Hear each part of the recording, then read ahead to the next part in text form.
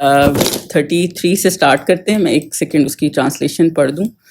Last time ہم نے یہ کیا تھا کہ اللہ تعالیٰ نے ان کو کوہ طور پہ بلایا تھا, پھر ان کو اپنی بتایا تھا, اپنی معجزات بھی دیے تھے حضرت موسیٰ کو, اور ہم نے یہ دیکھا تھا کہ حضرت موسیٰ کو جب اللہ تعالیٰ نے اپنے معجزات دی اور پھر ان کو کیا کہا کہ آپ فرعون کے پاس جائیں, تو حضرت موسیٰ نے آگے کیا کہا 33 پہ میں ٹرانسلیشن پڑھی ہوں جی. موسیٰ نے کہا اے پروردگار, ان میں سے ایک شخص میرے ہاتھ سے قتل ہو چکا ہے, سو مجھے خوف ہے کہ وہ کہیں مجھے کو مار نہ دے. کیونکہ یہ ہم نے حضرت موسیٰ کا تقریباً ہر سپارے پہ ذکر ہے اور مور دین 70 ٹائمز آیا ہے قرآن میں, اور اس میں ہم نے پیچھے یہ بھی پڑھا ہے سورہ شعراء میں بھی, طٰہٰ میں بھی, کہ حضرت موسیٰ نے اپنے جو کنسرن اللہ تعالیٰ کو شو کیے تھے ان میں کیا تھا. ایک یہ کہ وہ مجھے جھوٹا کہیں گے, دوسرا یہ تھا کہ میرا سینہ تنگ ہو جائے گا, اور تیسرا یہ تھا کہ ہمیں تفسیر سے یہ بھی پتہ چلتا ہے کہ ان کی زبان میں شاید لکنت تھی, تو میری زبان اتنی سو نہیں ہے. اور چوتھا یہ تھا کہ مجھے حضرت ہارون کا, جس کی آگے اس میں بھی آیت آ رہی ہے 34 جو ہے, جس میں ہارون کو میرے ساتھ کر دیں. اور پانچواں یہ تھا کہ میرا جرم ہو گیا تھا, مجھ سے قتل ہو گیا, سارا کنسرن کر دیا. دیکھیں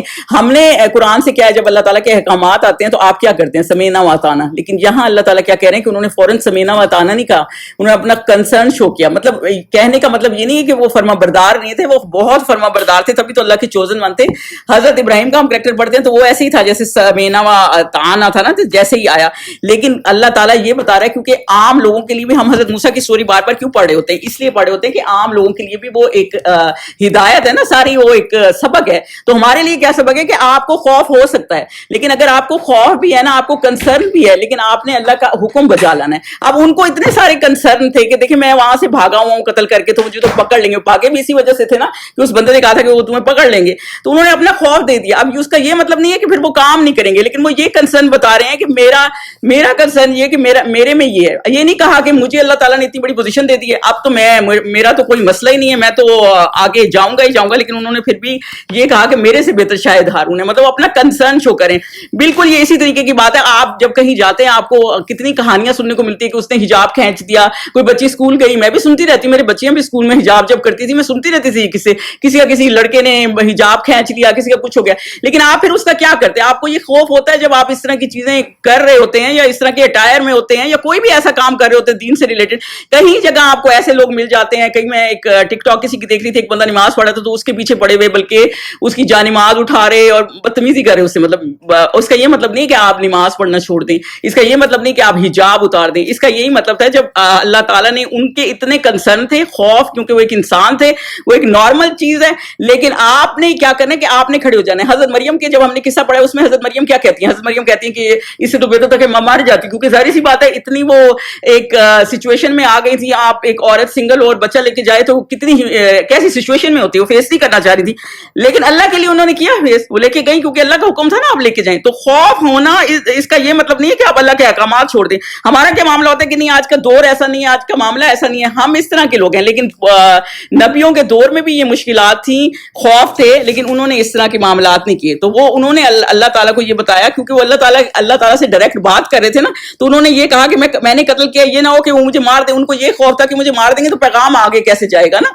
اور آگے کیا کہا, اور ہارون, دیکھیں یہ بھی ان کا بڑا پن ہے کہ وہ آگے کسی کو وہ کریں. ہم ہوتے ہیں نا, ہمیں پوزیشن ملتی ہے, ہم کہتے ہیں نہیں آگے نہیں کسی کو کرنا, ہم ہی آگے ہیں. وہ ان کا بڑا پن ہے, اور وہ بھی اپنے بھائی کو آگے کریں کہ ہارون جو میرا بھائی ہے اس کی زبان مجھ سے زیادہ فصیح ہے, اور تو اس کو میرے ساتھ مددگار بنا کے بھیج کہ میری تصدیق کرے. مجھے خوف ہے کہ وہ میری لوگ تکذیب کریں گے, یعنی یہ کہ وہ مجھے جھوٹا کہیں گے, وہ میری وہ کرے. یعنی کہ میں ہارون کے ساتھ, حالانکہ اللہ تعالیٰ ان کو معجزے بھی دے رہے ہیں.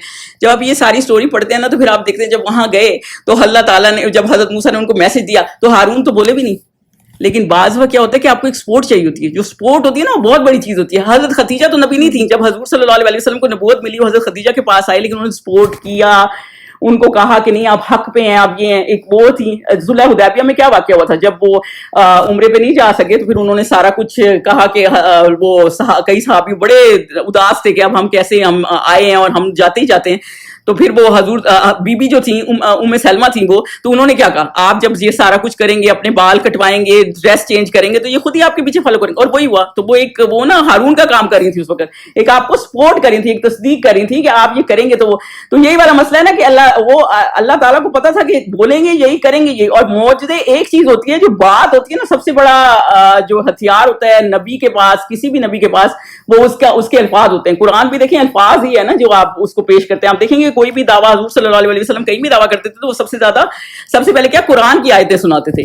تو یہ قرآن ہی ایک ایسا طریقہ ہے جس سے جب آپ قرآن سے جڑ جاتے ہیں نا تو پھر آپ کی زبان میں اللہ تعالیٰ یہ بتا رہے ہیں کہ جب اللہ کا حکم آ جاتا ہے اور اللہ کا میسج دے رہے ہوتے ہیں نا تو پھر ایون آپ کی زبان اتنی کھلی ہوئی نہیں بھی ہے نا، تو جب اللہ کا پیغام دینا ہوتا ہے نا تو اللہ تعالیٰ اس میں وہ اثر ڈال دیتا ہے. اور اللہ تعالیٰ نے ان کو سپورٹ کے لیے بالکل یہ ایسی بات ہے جیسے بدر میں 313 صحابی اترے تھے، لیکن حضور صلی اللہ علیہ وسلم کو پتا تھا کہ ان کی اللہ تعالیٰ کی مدد آنی ہے، لیکن اللہ تعالیٰ نے یہ نہیں کیا کہ ان کو دکھایا، بلکہ کہ اوپر سے حضرت جبرائیل اور یہ ان کے گھوڑوں کے ساتھ اتر رہے ہیں تاکہ ان کو ذرا سپورٹ ہو جائے. نہیں بھی ہوتا تو اللہ تعالیٰ نے مدد کر دینی تھی، لیکن صرف یہ ہوتی ہے نا کہ انسان کی نیچر ایسی ہے کہ جب وہ کوئی چیز دیکھتا ہے تو اس کا دل مضبوط ہو جاتا ہے.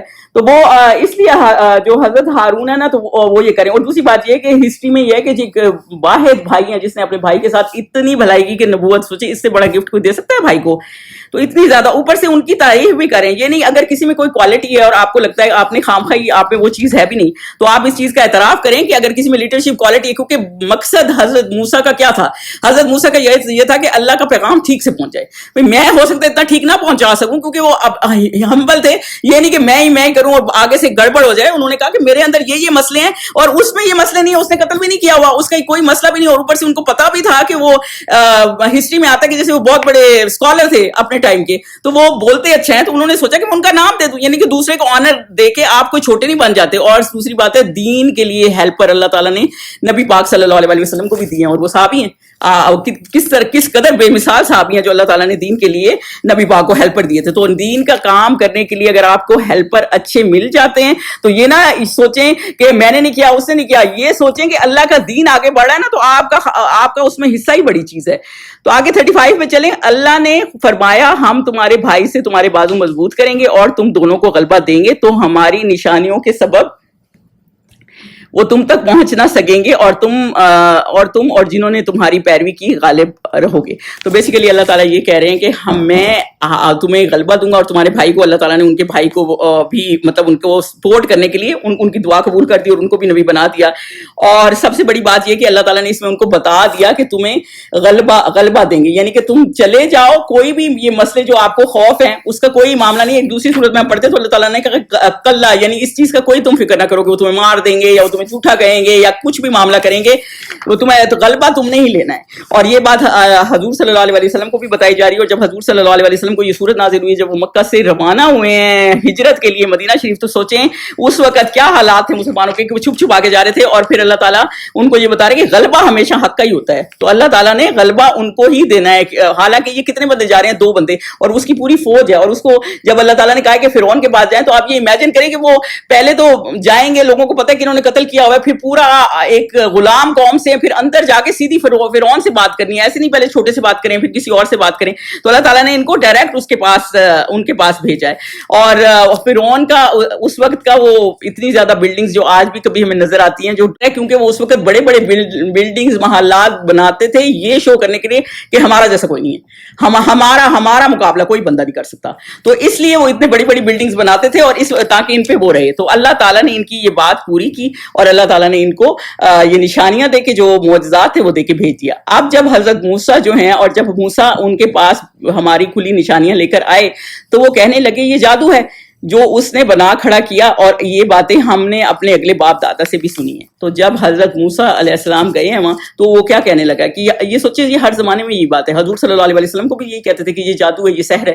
اور پھر یہ کہ یہ باتیں تو ہم نے پہلے کبھی سنی نہیں ہیں، مطلب یہ والی باتیں ہم نے کبھی سنی نہیں ہیں. آج بھی آپ دیکھیں کسی کو آپ کوئی حدیث سناتے ہیں، کوئی چیزیں ہوتی ہیں کلچر میں اتنے زیادہ گھس جاتے ہیں آپ کہتے ہیں نہیں ایسے تو کچھ ہے بھی نہیں.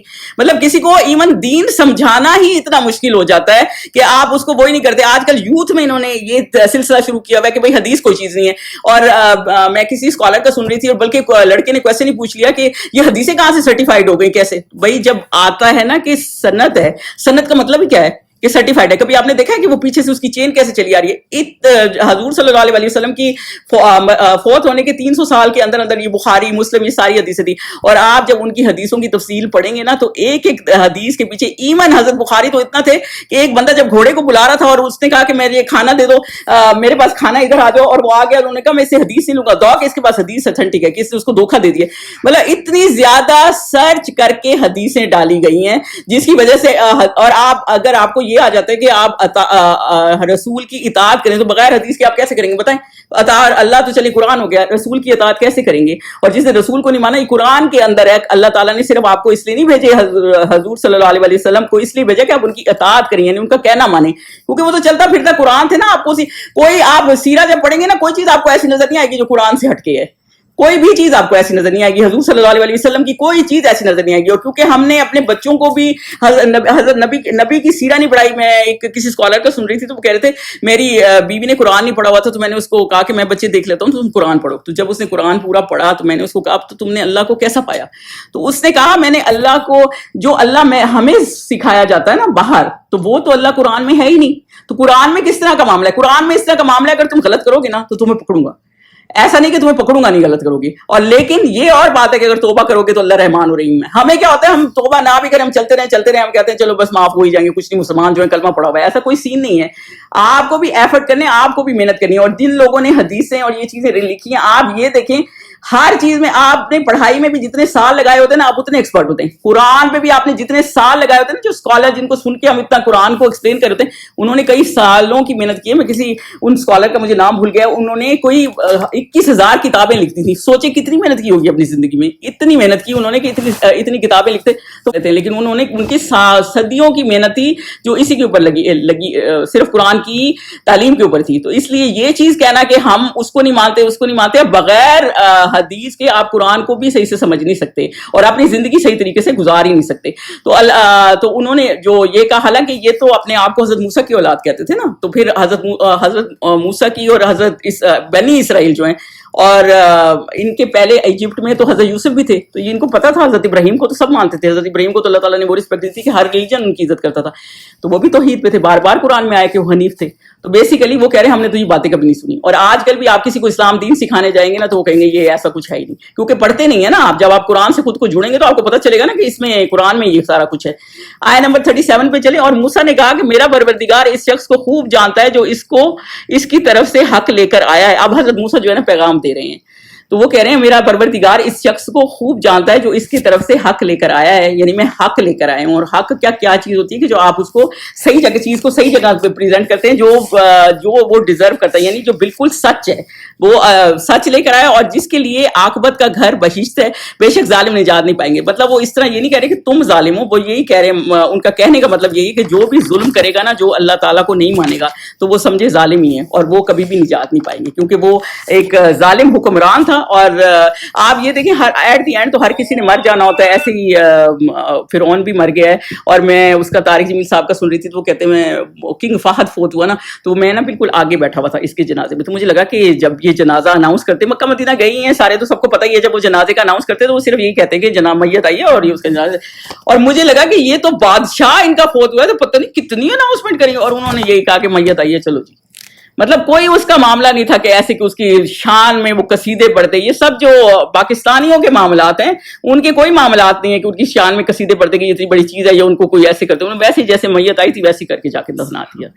تو وہ یہ کہہ رہے تھے کہ یہ ایکچولی معاملہ یہ, اور وہ یہی کہہ رہے ہیں کہ عاقبت کا گھر ہے, اور جو ظالم ہے وہ کبھی نجات نہیں پائے گی. یعنی کہ ظالم جو ہیں وہ کبھی بھی فتح نہیں پائیں گے. جب احد کا مقام تھا نا, اور اس کے بعد ابو سفیان کا جب ان کا صلح حدیبیہ ہوا تھا, تو پھر انہوں نے کانٹیکٹ کی خرابی کی جس ٹرائب کے ساتھ یہ قریش ملے ہوئے تھے, انہوں نے ان کے ساتھ مل کے.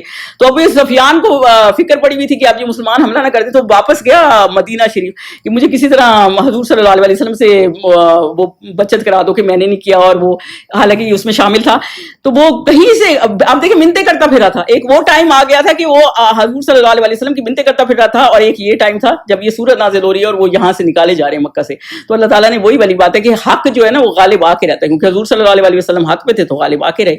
आया नंबर 38 में चलें, और फिरौन ने कहा कि ए अहले दरबार में तुम्हारा अपने सिवा किसी को खुदा नहीं जानता, तो हामान मेरे लिए गारे को आग लगवाकर ईंटें पकवा दो, फिर मैं एक ऊंचा महल बना दूं ताकि मैं मूसा के खुदा की तरफ चढ़ जाऊं और मैं तो उसे झूठा समझता हूं। यानी ये नाफरमाबरदारी की ऐसी बात है कि मतलब उसने अपने दरबार वालों को, उसने जब देखा ना कि हजरत मूसा एक दरबार में एड्रेस करें, तो सोचे कितने लोग होते हैं, कितने ऐसे भी होते हैं जो कहते हैं कि मतलब ये गलत है, कितने ऐसे भी होते हैं वो कहते हैं ये सही है लेकिन बोल नहीं सकते। कई लोग ऐसे हैं, आजकल हमारा भी ये आलम है कि बहुत से लोग बोल नहीं सकते लेकिन वो दिल में सोच रहे होते हैं गलत है। तो उसको ये था कि कहीं वो लोग इंप्रेस ना हो जाए। तो हामान जो उसका वजीर था, जो हमने देखा कि वो उसके काफी करीब था, जिसका बाय नेम जिक्र आया है, तो वो उसने कहा कि आप ईंटें बनवाएं, और तफसीर में मिलता है कि उसे 50,000 के करीब जो है ना बंदे लगाए, सिर्फ ये कि ऊंचा महल बनाए और वो अल्लाह ताला को देखे।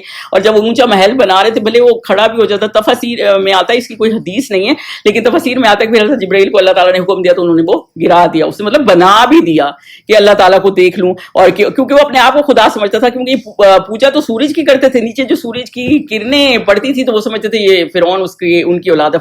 फिरौन ये नहीं कहता था कि मैंने ये बनाया, आसमान जमीन बनाया, लेकिन बस वो अपना कंट्रोल रखने के लिए ना अपनी अतात कराना चाहता था। और उसको ये प्रॉब्लम हो गई कि वो मजाक हजरत मूसा का इसलिए बना रहा था कि अब इसने आके एक नया कॉन्सेप्ट दे दिया है, सारों को मैंने अपना कॉन्सेप्ट दिया है। देखें जबर से आगे आना होता है ना, तो जबर से आगे आया हुआ था ना, वरना लोग जो सही तरह के लीडर है मुसलमान, हमारे लीडर किस तरह थे, वो जबर से तो आगे नहीं आए हुए थे, वो तो अपने काम से आगे आए हुए थे। आप ये देखिए, हालांकि हम चंगेज खान तैमूर की कितनी कहानियां सुनते हैं, आप कभी उनकी हिस्ट्री पढ़ेंगे ना तो आप देखेंगे उन्होंने कभी वो महलों में नहीं सोए, खैमों में सोते थे हमेशा।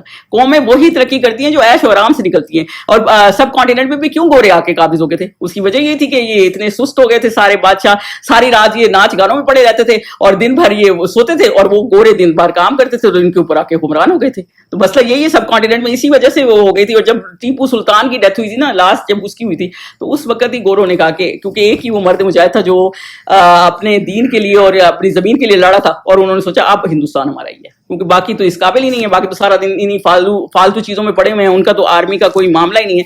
तो असबाब भी करने पड़ते हैं और अपने आप को मजबूत करना पड़ता है।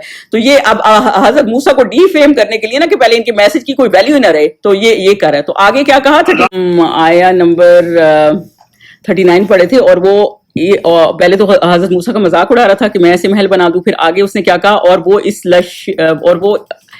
वो इस लश्कर मुल्क में नाहक मगरूर हो रहे थे और ख्याल करते थे कि वो हमारी तरफ लौट कर नहीं आएंगे। तो बेसिकली बंदा जो दुनिया में सारे खराबियां करता है, उसका वजह क्या होती है, उसकी किबरियाई होती है। और हदीस कुदसी क्या है कि किबरियाई मेरी चादर है, यानी अल्लाह ताला की, और जिसमें जरा बराबर भी तकब्बुर होगा ना तो वो बंदा जो है ना कभी जन्नत में दाखिल नहीं होगा। और दूसरी बात ये है कि इतने लोगों ने तकब्बुर किया, सिर्फ ये फिरौन का मामला नहीं, तो उस जमाने के हर दौर में ये मामला है। आप सिकंदर का आपको पता ही है कि जब वो सिकंदर था, उसने इतनी फतूहात की, सबने उसका नाम सुना हुआ है।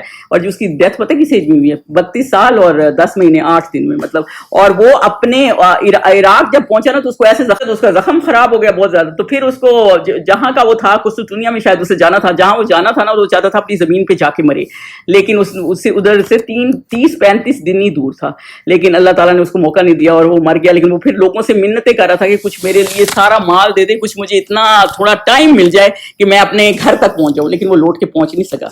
तो ये मसला है कि जो जालिम बादशाह होते हैं ना, उनका अंजाम भी उसी तरह से ही होता है। हम अगर अपने उनको देखें तो आप हजरत उमर की जिंदगी देखें, जब हजरत उमर की खिलाफत में इतनी फतवाहत हो गई थी ना कि जो है ना वो इतनी ज्यादा फतवाहत हो गई थी, तो फिर उसके बाद हजरत उमर के पास एक दफा हजरत आयशा और हफ्सा आई, क्योंकि सहाबी कहने लगे कि अब तो हम इतने अमीर हो गए हैं और हजरत उमर का लाइफ स्टाइल वैसे का वैसे है कि बिल्कुल खाते एक टाइम का खाना है और बिल्कुल फकीरी में रहते हैं। तो हजरत एक टाइम ही रहते, एक टाइम का खाना खाते और फकीरी में रहते, तो कौन जाके बात करे ना, सारे सहाबी डर रहे थे क्योंकि हजरत उमर का मामला इस तरह का था। तो उन्होंने कहा हजरत आयशा को और हजरत हफ्सा को भेज देते हैं, ये फिर भी मतलब बात कर लेंगे। तो जब गए तो पहले हजरत आयशा बोली कि आप मतलब हजूर सल्लल्लाहु अलैहि वसल्लम के टाइम तो मुसलमान इतने वेल सेट नहीं थे, हजरत अबू बकर के टाइम भी इतने नहीं थे, और वो चले गए, लेकिन अब तो हालात बेहतर हैं, तो आप अपनी हालत भी बदलें।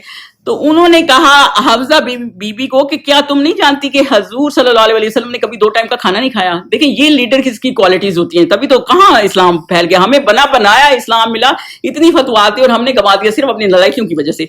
और आगे उन्होंने कहा कि कभी वो नहीं करते थे, कभी नमाज में इसलिए लेट हो जाते थे कि उनके पास कभी एक जोड़ा होता था ना और वो सूखा हुआ नहीं होता था।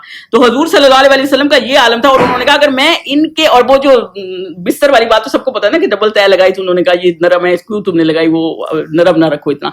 तो वो एक वाली बात है। फिर हजरत उमर कहने लगे अगर मैं नबी और अबू बकर के उस पर नहीं चलूंगा ना तो फिर समझो मैं रास्ते से भटक जाऊंगा। तो ये तो हमारे लीडर थे जिन्होंने ये मिसाल भेजी। उसके बाद जब उमर बिन अब्दुल अजीज आए थे, कितने वो बड़े लीडर थे, उनका हजरत उमर के बाद वही उनको बहुत बड़ा खलीफा माना जाता है काइंड ऑफ। तो वो जो उनकी वाइफ थी फातिमा, वो भी कितने बादशाहों की वो थी। और जब उनके वालिद वो तो यानी उनके ससुर जो अब्दुल मलिक बिन मरवान थे, जो उनके चचा भी थे, ससुर भी थे, और उसके भाई भी सारे, तो जब वो मरने लगे ना तो ये मतलब तफसीर में मिलता है कि उनकी कब्र में जब उनका कफन खोला गया ना तो उनके बिल्कुल चेहरों के रंग सियाह थे और चेहरे जो है ना किबले की तरफ रुख नहीं था। लेकिन जब हजरत उमर बिन अब्दुल अजीज को हुकूमत मिली तो इन्होंने क्या कहा, इन्होंने कहा मैं अल्लाह के लिए वो करूंगा। और इतनी इन्होंने सारी हुकूमत की, यानी कि इनके 2 साल के दौर में ईमान ज़कात लेने वाला कोई नहीं था, इतने ईमानदार आदमी थे। तो बेसिकली ये एक तरीका कार होता है। और जो क्योंकि उनको पता था ना उन्हें अल्लाह की तरफ लौट के जाना है, ये राजीऊन वाली बात है। ये क्यों मगरूर होता है बंदा, उसको लगता है कि सारी उम्र में यहीं रह जाऊंगा और कुछ भी नहीं। लोग अपनी चीजें बनाते रहते हैं, संभालते रहते हैं, और एंड में बच्चे भी ऐसे रोल देते हैं, ना सिर्फ चीजें आपकी रोल देंगे, वो आपको भी रोल देंगे। बच्चे ऐसे जिनके पीछे इतना कुछ इकट्ठा करके बंदा अपनी दुनिया खराब कर लेता है। आय नंबर 40 पे चले तो हमने इनको और इनके लश्करों को पकड़ लिया और दरिया में डाल दिया। सो देख लो जालिमों का कैसा अंजाम है। देखिए जुल्म की हर एक हद होती है और अल्लाह ताला ने ना पूरा टाइम दिया हुआ है। और जब अल्लाह ताला किसी कौम को बर्बाद करता है ना तो आपको बताता है कि कितना वो जालिम था, कि आप भी कहते हैं कि इसको मर ही जाना चाहिए।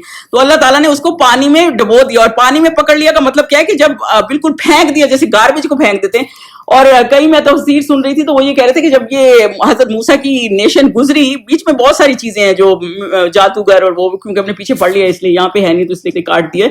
लेकिन ये जब इनका गुजरी तो जो इनकी फौज गुजरी हजरत मूसा की, तो जो फिरौन था ना तो वो लोगों को कहने लग गया कि मैंने ही इसको पार्ट किया दरिया को, अब कूद जाओ। उनको था कि ये निकल गया तो हम भी निकल ही जाएंगे, हम कैसे पीछे रह जाएंगे।